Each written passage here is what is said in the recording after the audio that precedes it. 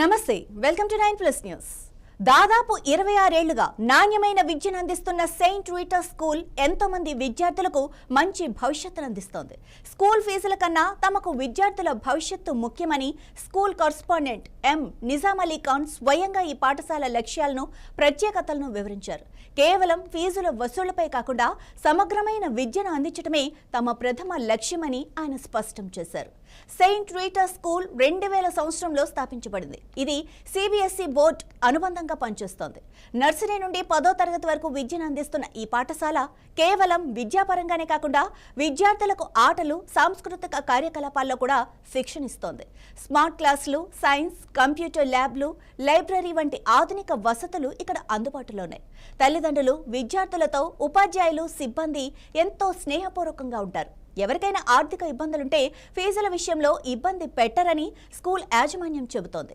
ఆటలు, నృత్యం, సంగీతం వంటి కార్యక్రమాలను ప్రోత్సహిస్తూ విద్యార్థుల శారీరక, మానసిక వికాసానికి కూడా కృషి చేస్తున్నారు. ఇక స్కూల్ వాతావరణం, విద్యాబోధన వంటి అంశాలపై పేరెంట్స్, స్కూల్ సిబ్బంది, టీచర్స్తో మా ప్రతినిధి Keerthi face to face. Corporate schools బెటరా, అదేవిధంగా ప్రైవేట్ స్కూల్స్ బెటరా అనే అంశం మీద మనం చేసినటువంటి ఈ డ్రైవ్లోని ముఖ్యంగా మనం ప్రైవేట్ స్కూల్స్లోనే ఉన్నటువంటి ప్రిన్సిపల్స్ మరియు కరెస్పాండెంట్స్తో మాట్లాడే ప్రయత్నం అయితే చేస్తున్నాం. ఎందుకు అంటే కూడా మనకి కార్పొరేట్ స్కూల్లో చదివితే మాత్రమే ఉన్నతమైన విద్య వస్తుందని చెప్పేసి ప్రతి తల్లిదండ్రులు భావిస్తూ ఒక అపోహలో బ్రతికేస్తూ వాళ్ళ పిల్లల భవిష్యత్తుని అయితే కొంతవరకు అంధకారంలో తోసేస్తున్నారని చెప్పేసి అయితే అందరూ భావిస్తున్నారు. సో అసలు నిజంగా ప్రైవేట్ స్కూల్స్కి, కార్పొరేట్ స్కూల్స్కి ఉన్నటువంటి భేదం ఏమిటి? అసలు ప్రైవేట్ స్కూల్స్లో విద్యా విధానం బెటరా, లేదా కార్పొరేట్ స్కూల్స్లో విద్యా విధానం అనేది బెటరా, లేదా గవర్నమెంట్ స్కూల్సా, ఎందుకు, ఏంటి అనే అంశాలను అయితే కూడా Saint Rita high school principal cum correspondent అయినటువంటి నిజాం అలీ ఖాన్ గారు మనతో ఉన్నారు. సో ఆయనతో మాట్లాడి తెలుసుకుందాం. సార్ చెప్పండి, పేరెంట్స్ అందరూ కూడా ఏంటంటే కార్పొరేట్ స్కూల్స్, అదేవిధంగా అదేంటారు సెంట్రల్ సిలబస్ కానీ, లేదు అంటే ఇంటర్నేషనల్ సిలబస్, మెయిన్గా ఇంటర్నేషనల్ స్కూల్స్ అని చెప్పేసి ఇప్పుడు మనం ఏవైతే మెట్రో సిటీస్ ఉన్నాయో వాటిలన్నిటిలో కూడా బాగా ఒక ప్రచారం అయితే వ్యాప్తంగా జరుగుతుంది. సో ఏది బెటర్ అంటారు ఎడ్యుకేషన్కి? ఫస్ట్ ఆఫ్ ఆల్ నమస్కారం అండి. నా పేరు నిజాం అలీ ఖాన్. నేను సెయింట్ రీటా హై స్కూల్ కరెస్పాండెంట్ని. మా స్కూలు మియాపూర్లో గత 26 సంవత్సరాల నుండి నడుస్తుందండి. నేను ఇక్కడ సేలింగంపల్లిలో బడ్జెట్ స్కూల్ మేనేజ్మెంట్స్ అసోసియేషన్ ప్రెసిడెంట్గా కూడా ఉన్నాను. మాది బడ్జెట్ స్కూల్ కేటగిరీలోకి వస్తుంది కాబట్టి నేను మిగతా అన్నీ మాట్లాడలేను, కానీ బడ్జెట్ స్కూల్స్ అంటే ఏంటి, అవి ఎలా నడుస్తాయి, వాటి గురించి నేను కాస్త చెప్తాను మీకు. బడ్జెట్ స్కూల్స్ ముఖ్యంగా స్కూల్ కరెస్పాండెంట్స్ అంటే స్కూల్ ఓనర్సే నడిపిస్తారండి. వాళ్ళు పర్సనల్లీ అక్కడ ఉంటూ అన్నీ చూసుకుంటూ పేరెంట్స్తో, పిల్లలతో, టీచర్లతో సఖ్యత మేనేజ్ చేసుకుంటూ నడిపిస్తారు. ఫుల్ టైం ఇక్కడ ఉంటారు కాబట్టి అన్ని విషయాలు వాళ్ళకి క్లియర్గా తెలుస్తుంది. ఒక పర్సనల్ రిలేషన్షిప్ అనేది పేరెంట్స్తో, పిల్లలతో ఉంటుంది. వాళ్ళ సుఖ దుఃఖాలు, వాళ్ళ కష్టాలు అన్నీ మాకు తెలుస్తాయి. దానికి అనుగుణంగానే వాళ్ళ సాటిస్ఫాక్షన్ ప్రకారంగానే మేము స్కూల్లో నడిపిస్తామండి. వాళ్ళకి ఏ కష్టాలు ఉన్నా సరే వాటిలో మేము కూడా పాల్పంచుకుంటామండి. సో నెక్స్ట్ ఎడ్యుకేషన్ విషయానికి వస్తే, బడ్జెట్ స్కూల్స్ అంటే ఏదో పేదవాళ్ళ స్కూల్స్ అంటూ కొంతమంది భావిస్తారండి. అట్లాంటిది కాదండి. ఇవి చాలా చక్కగా నడుస్తాయి. మంచి స్టాండర్డ్స్ మెయింటైన్ చేస్తాము. అన్ని రూల్స్ అండ్ రెగ్యులేషన్స్ ఫాలో అవుతాము. వాళ్ళకి ఇవ్వాల్సినటువంటి చదువే కాకుండా అన్ని ఫెసిలిటీస్ ప్రొవైడ్ చేస్తామండి. వాళ్ళకు గేమ్స్ అండ్ స్పోర్ట్స్ అన్నీ కూడా ఉంటాయండి. కంప్యూటర్ ఎడ్యుకేషన్ ఉంటుంది, గేమ్స్ అండ్ స్పోర్ట్స్ ఉంటుంది. ప్రతిదీ కూడా ఏ ఇంటర్నేషనల్ స్కూల్స్ అయినా సరే, ఏ కార్పొరేట్ స్కూల్స్ అయినా సరే వాటికి ఏమాత్రం తగ్గకుండా వాటి సరిసమానంగా మేము నడిపిస్తామండి స్కూల్స్. అందుకనే పేరెంట్స్ చాలా మమ్మల్ని గౌరవిస్తారు, ఆదరిస్తారు. అండ్ డైరెక్ట్గా ఉంటాం కాబట్టి మాకు అన్నీ తెలుస్తూ ఉంటాయండి. మీరు ఇందాక మనం అనుకున్నాము కొన్ని స్కూల్స్ అంటే పర్టికులర్లీ కొన్ని స్కూల్స్ ఎలా అంటే కూడా వాళ్ళు హాఫ్ డేసే స్కూల్స్ రన్ చేస్తారు, కానీ పేరెంట్స్ దగ్గర నుంచి ఖచ్చితంగా అంటే డిస్కౌంట్లు ఇవ్వరు. అంటే అదేవిధంగా ప్రభుత్వం నామ్స్ని పాటిస్తున్నారా లేదా అన్నది మనకి ఎట్లా తెలుస్తుందో. ఒక పేరెంట్ అసలు ఒక LKG స్టూడెంట్కి కానీ ఒక ఫస్ట్ క్లాస్ స్టూడెంట్కి ఎంత ఫీజు కట్టాలి, ఎంతవరకు మనం కడితే భావ్యం వరకు నడిపించి క్లోజ్ చేస్తారండి. మా దగ్గర నర్సరీ స్టూడెంట్స్ అలవాటు పడేంత వరకు హాఫ్ డే ఉంటుంది, తర్వాత నుండి వాళ్ళకు కూడా ఫుల్ డే స్కూల్సే ఉంటాయి. అంటే ఫుల్ డే అంటే 3:30 వరకు మా దగ్గరే పిల్లలు ఉంటారు. ఆ తర్వాత కూడా అవసరమైతే మేము 1 అవర్ ఎక్స్ట్రా కూడా టీచర్ని పెట్టి చూసుకొని పేరెంట్స్కి అప్పచెప్తాము. కానీ ఆ ప్లే స్కూల్స్లో ప్లే స్కూల్స్లో 12:30 క్లోజ్ చేసేసి ఆ తర్వాత నుండి 1 అవర్ ఎక్స్ట్రా పెట్టుకోవాలన్నప్పుడు ఎక్స్ట్రా ఛార్జెస్ తీసుకుంటున్నారు వాళ్ళు. ప్రతి అవర్కి చదువు చెప్పకుండా ఊరికే కూర్చోబెట్టుకోవడానికి మాత్రమే ఛార్జెస్ తీసుకుంటున్నారు. సో అటువంటివి కరెక్ట్ కాదని నేను భావిస్తున్నాను. పేరెంట్స్ ఈ రోజుల్లో ఇద్దరు వైఫ్ అండ్ హస్బెండ్ జాబ్స్కి వెళ్తారు, పిల్లల్ని మనకు అప్పజెప్పి వెళ్తారు. మనం కూడా ఒక మ్యాక్సిమం టైం మనం కవరప్ చేసుకోగలిగితే వాళ్ళకు కూడా వాళ్ళు పని చేసుకోవడానికి కూడా కన్వీనియంట్గా ఉంటుంది. అండ్ మరి మీరు బడ్జెట్ స్కూల్స్ అంటున్నారు. సో బడ్జెట్ స్కూల్స్లోని ఒక్కొక్కసారి పేరెంట్స్ ఫీజులు కట్టకపోతారు. బట్ అలాంటి సిచ్యువేషన్లోని మీకు ఫైనాన్షియల్గా కొంచెం ప్రాబ్లం అయినా కూడా టీచర్స్ ఫీజులు కానీ వాటిని ఎలా మెయింటైన్ చేస్తారు? ఎస్ అండి, రీజనబుల్ ఫీజెస్ ఉన్నప్పటికీ అయినా సరే అది కూడా కట్టుకోలేని పరిస్థితిలో కొంతమంది పేరెంట్స్ ఉంటారు. కొన్ని సందర్భాల్లో బాగా ఉంటారు, సడన్గా ఏదైనా హెల్త్ ఇష్యూస్ వస్తాయి, ఇంకేదైనా ఫైనాన్షియల్ ప్రాబ్లమ్స్ వస్తాయి, జాబ్ పోవడమో బిజినెస్ దెబ్బతినడమో ఏదో జరిగి వాళ్ళకి ఇబ్బందులు వస్తాయి.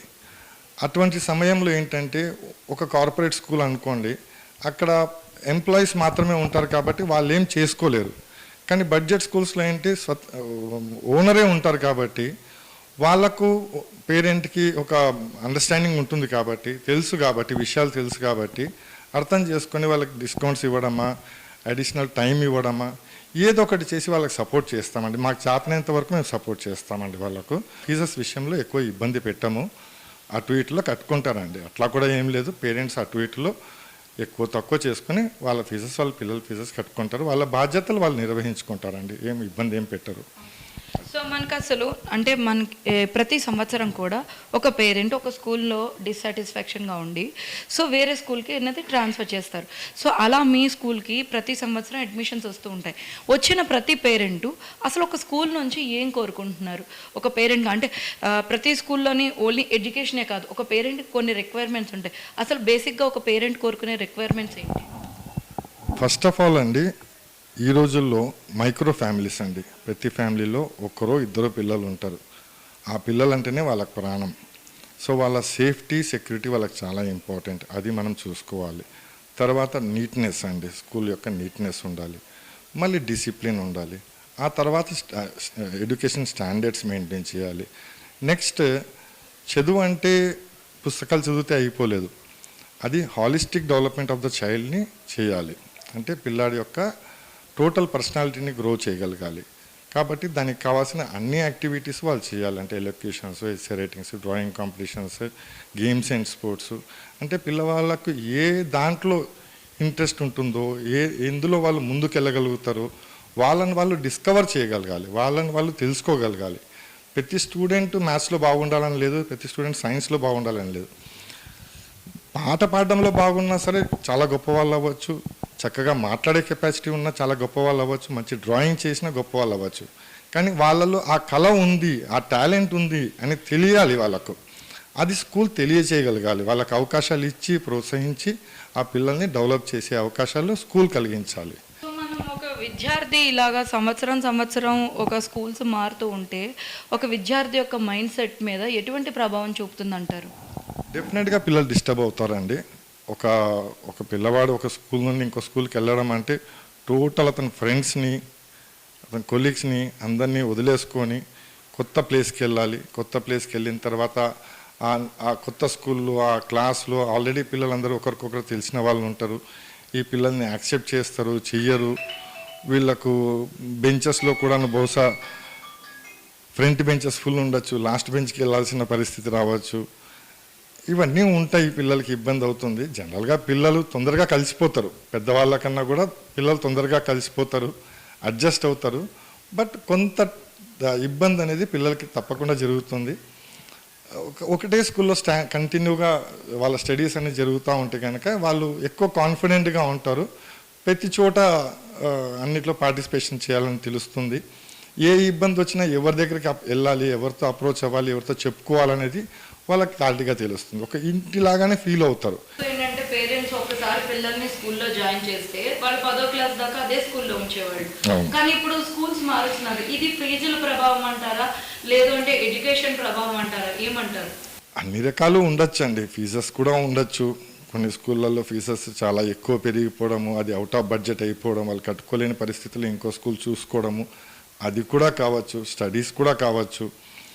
ఇంకోటి ఏంటంటే ఈ మధ్య కాలంలో నంబర్ ఆఫ్ స్కూల్స్, ఒక స్కూల్ ఒక గవర్నమెంట్లో ఒక రూల్ ఉండేది, ఇక్కడ ఒక స్కూల్ ఏర్పాటు చేస్తున్నారంటే నెక్స్ట్ స్కూల్ అనేది 2 కిలోమీటర్స్ దూరంలో ఉండాలి.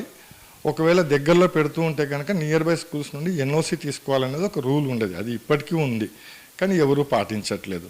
సో స్కూల్ పక్కన స్కూల్ రావడము, పాత స్కూల్ కన్నా కూడా కొత్త స్కూల్, న్యాచురల్గా కొత్త స్కూల్ కాబట్టి ఇంకాస్త దీనికన్నా బెటర్గా తయారు చేయడము, వాళ్ళు ఇది చూసి అది అట్రాక్ట్ అయిపోయి వెళ్ళిపోవడము, ఇట్లా కంటిన్యూగా పిల్లల్ని స్కూళ్ళు మారుస్తూ ఉన్నారు. దానివల్ల డెఫినెట్గా పిల్లల చదువులు ఎఫెక్ట్ అవుతాయి, పిల్లలు ఇబ్బంది పడతారు. సో కొద్దిగా ఓపిక పట్టి నిజంగా డిస్సాటిస్ఫాక్షన్ ఉంటే, నిజంగా ప్రాబ్లమ్స్ ఉంటే అది మేనేజ్మెంట్ దృష్టికి తీసుకెళ్ళినా వాళ్ళు కనుక దాన్ని రెక్టిఫై చేయకపోతే డెఫినెట్గా స్కూల్ మారే ఆప్షన్ అనేది తీసుకోవచ్చు. సో ఫైనల్గా ఏంటంటే మీరు కూడా ఒకప్పుడు ఒక పేరెంట్ అయి ఉంటారు. యాజ్ ఏ పేరెంట్గా అంటే అదేవిధంగా ఒక కరెస్పాండెంట్గా కాకుండా ఒక పేరెంట్గా ఆలోచించి ఈ కార్పొరేట్ స్కూల్స్లోని ఫీజ్ రెగ్యులేషన్ యాక్ట్ అన్నది కంపల్సరీ రావాలని చెప్పేసి, అదేవిధంగా ఏదైతే పేరెంట్స్ని ప్రెషరైజ్ చేసి అక్కడే అన్ని కొన్ని సంవత్సరానికి అన్నీ మారుస్తూ ఉండి అక్కడే కొనాలని ఇలా పేరెంట్స్ మీద ప్రెషర్ తీసుకురావడం అన్నది కరెక్ట్ అంటారా కాదంటారా? ఫస్ట్ ఆఫ్ ఆల్ అండి, గవర్నమెంట్ ఎడ్యుకేషన్ యొక్క బాధ్యత గవర్నమెంటే తీసుకుంటే, పూర్వకాలంలో మన పెద్దలు మా పేరెంట్స్ ఎలాగైతే గవర్నమెంట్ స్కూల్స్లోనే చదువుకొని ఉన్నత స్థాయికి చేరగలిగారు, అటువంటి స్కూళ్ళు తయారు చేసి అటువంటి స్టాండర్డ్స్ గవర్నమెంట్ చేయగలిగితే అది చాలా మంచిదండి. సమాజానికి ఎడ్యుకేషన్ అనేది మోస్ట్ ఇంపార్టెంట్. మిగతా ఫ్రీ రేషన్ ఇచ్చినా ఇవ్వకపోయినా, మిగతావి ఇచ్చినా ఇవ్వకపోయినా ఎడ్యుకేషన్ని ఫ్రీ అయితే ఉంచారు, కానీ పేరెంట్ అక్కడ పంపించలేని పరిస్థితి. ఎందుకంటే అక్కడ స్టాండర్డ్స్ లేవు, ఫెసిలిటీస్ లేవు అనే బాధలు ఉన్నాయి. వాటిని ఇంప్రూవ్ చేస్తే చాలా మంచిది, దేశాన్ని మొత్తానికి మంచిది. అది వాళ్ళు ఈ గవర్నమెంట్ తీసుకోవాల్సిన బాధ్యత ఒక రకంగా ప్రైవేట్ స్కూల్స్ తీసుకున్నాయి, చేస్తున్నాయి. కార్పొరేట్ స్కూల్స్ చూడండి, డిఫరెంట్ స్కూల్స్ డిఫరెంట్ వీటి మీద నడుస్తాయి. కార్పొరేట్ స్కూల్స్ నేను అనకూడదు, కానీ వాళ్ళది ఒక రొటేషన్ బిజినెస్ లాంటిది ఉంటుందండి. ఒక పర్టికులర్ ఏరియా సెలెక్ట్ చేసుకొని అక్కడ ఇంత ఇన్వెస్ట్మెంట్ చేస్తున్నాము, దాని ఆర్ఓఐ ఎంత, దాని రిటర్న్ ఆఫ్ ఇన్వెస్ట్మెంట్ ఎంత అన్న క్యాలిక్యులేషన్లో చూసుకుంటూ ఏ ఏరియాలో వాళ్ళకు ఆర్ఓఐ క్యాలిక్యులేట్ అవుతుందో అక్కడ ఆ పర్టికులర్ బ్రాంచ్ కంటిన్యూ అవుతుంది, లేకపోతే ఆ బ్రాంచ్ని వైండప్ చేసి వెళ్ళిపోతారు. సో ఆ పరిస్థితి ఉంటుంది కార్పొరేట్ స్కూల్స్ది. వాళ్ళు వర్కౌట్ అవుతుంది అనుకుంటే నెంబర్ ఆఫ్ బ్రాంచెస్ మల్టిప్లై అయిపోతూ వెళ్ళిపోతూ ఉంటాయి, మన బ్రాంచెస్ అనేవి పెరుగుతూ వెళ్ళిపోతాయి. లేదు వాళ్ళకి వర్కౌట్ అవ్వట్లేదు అంటే న్యాచురల్లీ 1-2 బ్రాంచెస్ కంబైన్ చేసేసి బ్రాంచెస్ని తగ్గించుకుంటూ వచ్చేస్తారు. వాళ్ళది రొటేషన్ బిజినెస్ లాంటిది.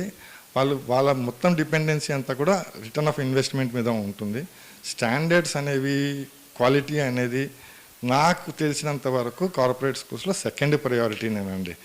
వాళ్ళు పెట్టేవాళ్ళు కూడాను అసలు వాళ్ళు ఎడ్యుకేటర్సేనా, లేకపోతే రియల్ ఎస్టేట్ వాళ్ళ, లేకపోతే ఫినాన్స్ సంబంధించిన వాళ్ళ అనేది కూడా డౌట్ఫుల్లేనండి. మేము ఇప్పుడు ఫర్ ఎగ్జాంపుల్ మేము టీచింగ్ ప్రొఫెషన్లో ఉంటూ టీచర్కి కావాల్సిన క్వాలిఫికేషన్ వచ్చిన తర్వాతనే, కొంత ఎక్స్పీరియన్స్ వచ్చిన తర్వాత మేము స్కూల్ పెట్టుకొని నడిపించే వాళ్ళము. కానీ వాళ్ళు, నాకు కొంతమంది తెలుసు, వాళ్ళు అసలు ఈ ఎడ్యుకేషన్ ఫీల్డ్కి సంబంధించిన వాళ్ళే కాదు. వాళ్ళు ఈ ఫీల్డ్లో ప్రాఫిట్స్ ఎక్కువ ఉన్నాయి అని చెప్పి వచ్చిన వాళ్ళు, ప్రాఫిట్ మోటివ్తోనే వచ్చిన వాళ్ళు కాబట్టి వాళ్ళు ఆ దృష్టితోనే చూస్తారు. విద్య వ్యాపారం లాగా చేస్తారు వాళ్ళు. కార్పొరేట్ అంటేనే వాళ్ళు విద్యను వ్యాపారం తరహాగానే చూస్తారు. వాళ్ళ విజనే అలా ఉంటుంది. బయటకు ఏం చెప్పినా సరే వాళ్ళ మెయిన్ మోటివే మనీ ఆన్ మనీ, అంతే. Money generation. వ్యవస్థ అన్నది ప్రైవేట్ స్కూళ్ళ మీద ప్రభావం చూపుతోంది అని అంటున్నారు. ఇది ఎంతవరకు నిజమంటారు? డెఫినెట్గా చూపిస్తుందండి. ఈ వాస్తవాలు, ఈ నిజాలు అందరి పేరెంట్స్కి అర్థం కాదు కదా. వాళ్ళు ఒకటేసారి 50 బ్రాంచీలు 100 బ్రాంచీలు ఓపెన్ చేసి స్టేట్ మొత్తం హ్యూజ్ అడ్వర్టైజ్మెంట్స్ చేసి ఒకటేసారి అందరి పేరెంట్స్ యొక్క దృష్టిని ఆకర్షించుకొని వాళ్ళు అడ్మిషన్ సంపాదించుకుంటారు. ఆ తర్వాత ఇన్ని 50 బ్రాంచీలలో ఎక్కడ ఏ ఒక్క స్టూడెంట్కి, ఒక బ్రైట్ స్టూడెంట్కి మంచి మార్కులు వచ్చినా, మంచి ర్యాంక్ వచ్చినా ఆ ర్యాంక్ అన్ని స్కూళ్ళల్లో వచ్చినట్టు అందరికీ సంబంధించినట్టుగా అన్ని బ్రాంచెస్లో కూడా దాన్ని డిస్ప్లే చేసుకుంటారు. సో ఆ విధంగా ఈ బ్రాంచ్లో, ఈ పర్టికులర్ బ్రాంచ్లో వాళ్ళకి ఎటువంటి ర్యాంక్స్ రాలేదు, చాలామంది ఉల్టా ఫెయిల్ కూడా అయ్యారు. కానీ అది చెప్పరు. ఎక్కడో ఏదో ఊర్లో ఎవరికో ర్యాంక్ వస్తే ఆ స్టూడెంట్ యొక్క ఫోటో, ఆ ర్యాంక్స్ అవన్నీ ఇక్కడ డిస్ప్లే చేసుకొని ఇక్కడే వచ్చినట్టుగా పేరెంట్స్ భావించి అడ్మిషన్స్ తీసేసుకుంటూ ఉంటారు. వాళ్ళు ఏదో రోడ్డు మీద ఉన్న ఒక బిల్డింగ్ని రెంట్కి తీసేసుకొని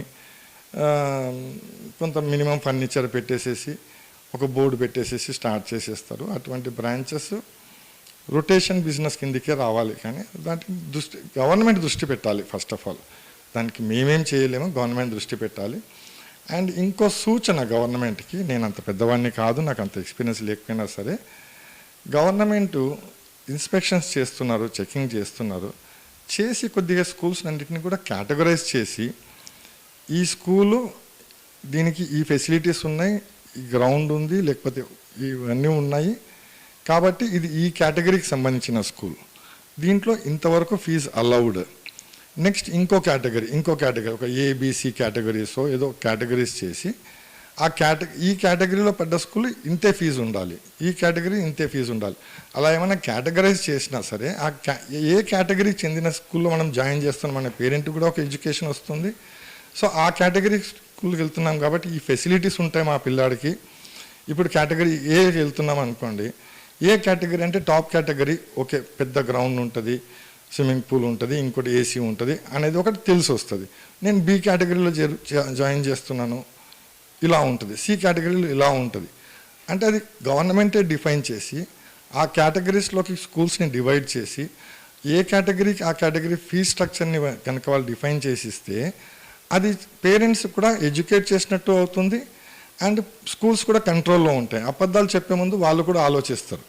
సో ఇటువంటి కొన్ని మెజర్స్ గవర్నమెంట్ తీసుకుంటే అది అందరికీ ఉపయోగపడుతుందని నేను అనుకుంటున్నాను. సో చూస్తున్నారు కదా, ఖచ్చితంగా ఎక్కడైనా కూడా పేరెంట్స్ ఒకసారి ఒక స్కూల్లోని వాళ్ళ పిల్లల్ని అయితే జాయిన్ చేసే ముందు ఒకసారి ఆ స్కూల్లో ఉన్న ఫెసిలిటీస్ ఏంటి, ఆ స్కూలు ఏ విధంగా మన పిల్లల భవిష్యత్తుకు ఉపయోగపడుతుందన్నది ప్రతి ఒక్క పేరెంట్ కూడా ఆలోచించాలని, అదేవిధంగా కార్పొరేట్ విద్య అన్నది ఒక వ్యాపారంగా మారుతుందా అనే ఆలోచన కూడా ఈ రోజుల్లో ఏర్పడిందని చెప్పేసి, అదేవిధంగా చూసుకుంటే కనుక తల్లిదండ్రులు కూడా లక్షలు పెడితేనే విద్య వస్తుందనే ఒక భావనను వదిలేసి ఎక్కడ వాళ్ళ పిల్లలకి ఉన్నతమైన విద్య, క్వాలిటీ ఎడ్యుకేషన్ అన్నది వాళ్ళకి అక్కడ దొరుకుతుందో చూసుకుని అటువంటి స్కూల్స్లోని జాయిన్ చేయాలని చెప్పేసి అయితే కూడా మనకి ఇక్కడ ఈ స్కూల్స్ అసోసియేషన్ ప్రెసిడెంట్ అయినటువంటి నిజాం అలీం ఖాన్ గారు కూడా తెలియజేయడం జరిగింది.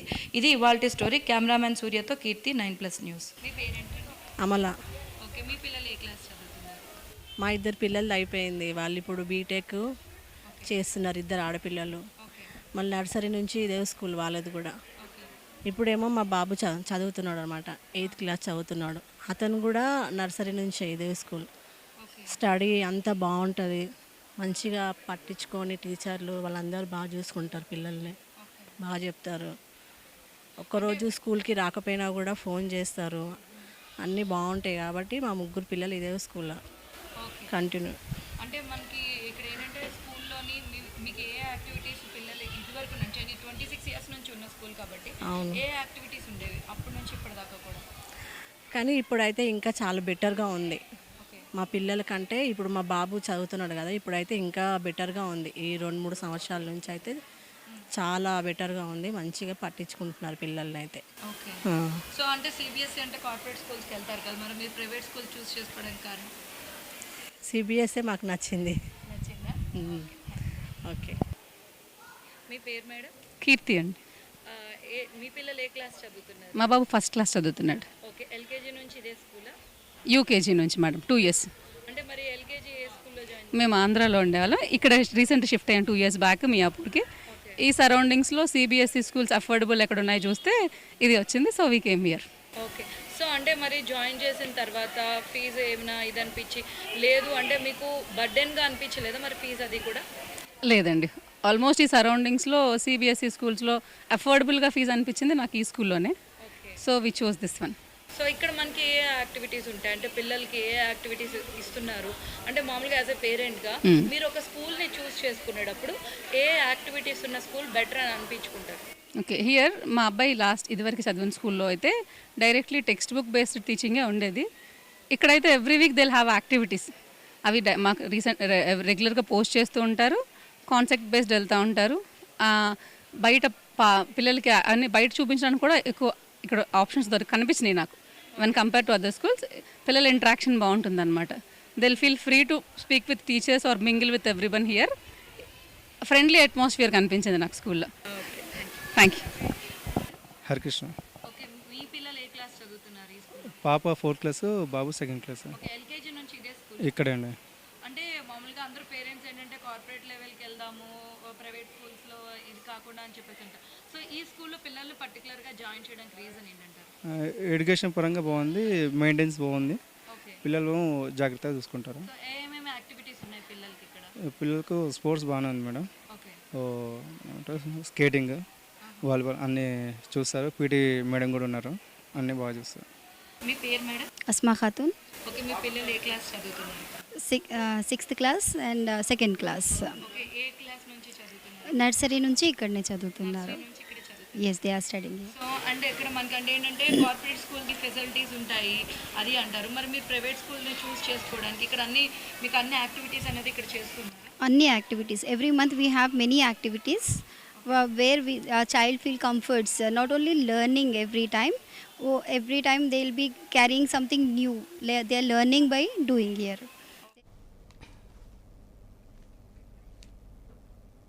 తూర్పుగోదావరి జిల్లా తునిలో ఓ 2 ఏళ్ల